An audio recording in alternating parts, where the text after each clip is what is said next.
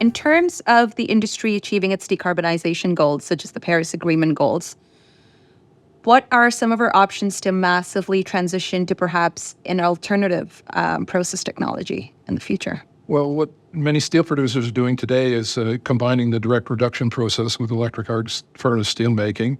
It's been established and it's well known, and it will work, but it does have some very serious limits. The first one is using scrap.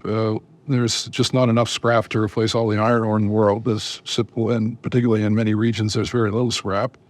The second is the iron ore that's used in that process. It has to be very, very pure, almost pure hematite.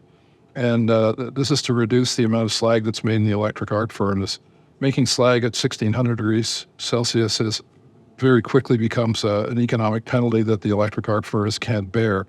So we need to use the iron ore that is currently used today, and that's going to require a new process.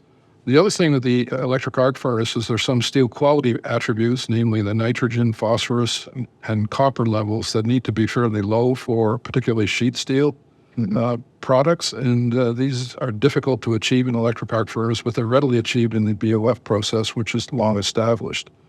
So one of the technologies that's really got a lot of discussion is the electric smelting furnace. And the benefits of that are it's very friendly for handling large amounts of slag.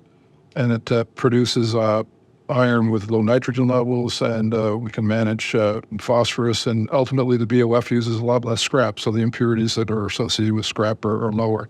So the steel producer can maintain the same quality of steel that they have today using an electric smelting furnace combined with a direct reduction plant, be it a shaft furnace that exists or the future fluid bed processes that may emerge.